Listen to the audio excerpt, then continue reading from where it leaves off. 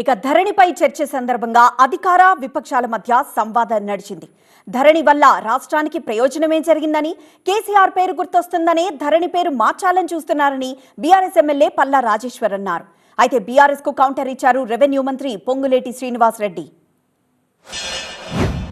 ధరణి అనేదేదో పేరు బాలేదని చెప్పేసి భూమాతని పేరు పెట్టుకుందాం అనుకుంటున్నారు.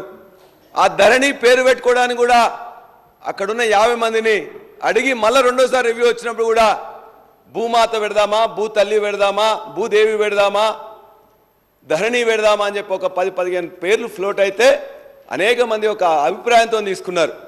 ఆయన 4 గోడల్లో ఉండి నిర్ణయం తీసుకోలేదు అధ్యక్ష. ధరణి అంటే భూమాతనే. సరే, వారికి ధరణి అనగానే కేసీఆర్ గారు అందులో అవపడుతుంది కాబట్టి భూమాత అని చెప్పేసి దాన్ని మళ్ళా అదొక పేరు పెడదాం అనుకుంటున్నారు. అది కూడా వారి విజ్ఞతగా నేను వదిలిపెడతా ఉన్నా. ఈ రెవెన్యూకు సంబంధించిన వ్యవస్థకు సంబంధించిన టీమునే లేకుండా గ్రామాల్లో మీరు చేంజ్ చేశారు అన్నారు.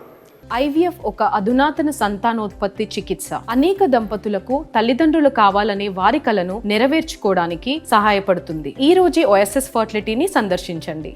మేము ధరణి పేరుతో ఉన్నదాన్ని మార్చడానికి ఏదో భూమాత చేయటం కోసం మేము చేశామన్నది కాదు. మీకు చాలా స్పష్టంగా ప్రజలు తీర్పిచ్చిన తర్వాత కూడా, మొన్న అసెంబ్లీ ఎన్నికల్లో ప్రజలు తీర్పిచ్చిన తర్వాత మీకు ప్రధానమైంది ఈ ధరణి పోర్టల్తో మీకు వచ్చిన ప్రమాదం అని ఇప్పటికీ కూడా మీరు గ్రహించకపోవడం చాలా బాధాకరం అధ్యక్ష. తమరి ద్వారా వాళ్ళకి తెలియజేస్తున్నా. ఆనాడు ఎంపీగా ఉండి లేకపోతే మా పార్టీలో ఉన్న ప్రస్తుత రెవెన్యూ మంత్రి గారు ఆనాడు ఈ రెవెన్యూ చట్టాలు మారుతున్న సందర్భంలో చాలాసార్లు కూడా వారు కూడా చాలాసార్లు నేను కూడా చూసిన వారు ముఖ్యమంత్రి గారితో ఉన్న రివ్యూలలో కూడా వారు ఉన్నారు.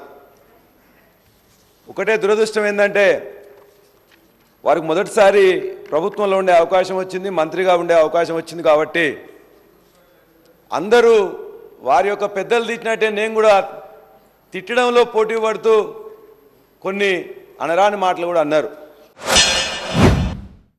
మీరందరూ గుండె మీద చేసుకొని చెప్పండి, కూర్చున్న మాట వాస్తవం.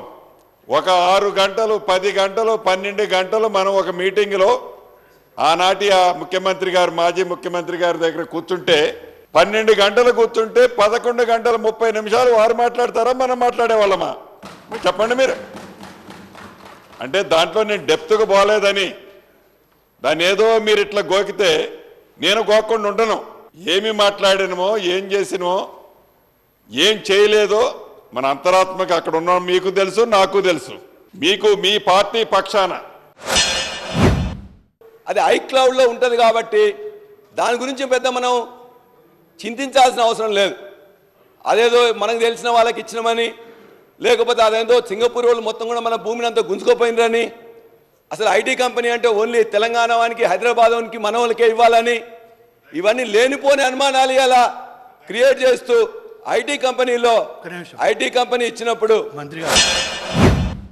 తెలంగాణ రాష్ట్రం ఏర్పడిన తర్వాత ఐటీ సెక్టార్లో ఈ రాష్ట్రాన్ని ఎక్కడికో తీసుకుపోయినమని చెప్తారు గతంలో మీరు. అంటే ఎక్కడికో తీసుకుపోయిన తెలంగాణ రాష్ట్రంలోని ఐటీ సెక్టార్ని మీరన్నట్టు సింగపూర్ కంపెనీతో మీరు పెట్టుకున్నారని మీరు ఒప్పుకుంటున్నారు కదా. మరి ఇక్కడ ఎంత స్ట్రెంగ్త్ ఉన్నప్పుడు ఐటీ సెక్టార్లో మన దగ్గర మనకు ఒక వ్యవస్థ ఉంది కదా, కనీసం ఆ వ్యవస్థతో టైఅప్ పెట్టుకోవాలనే ఆలోచన కూడా మీకు రానందుకు నాకు నిజంగా బాధ అనిపిస్తుంది అధ్యక్ష.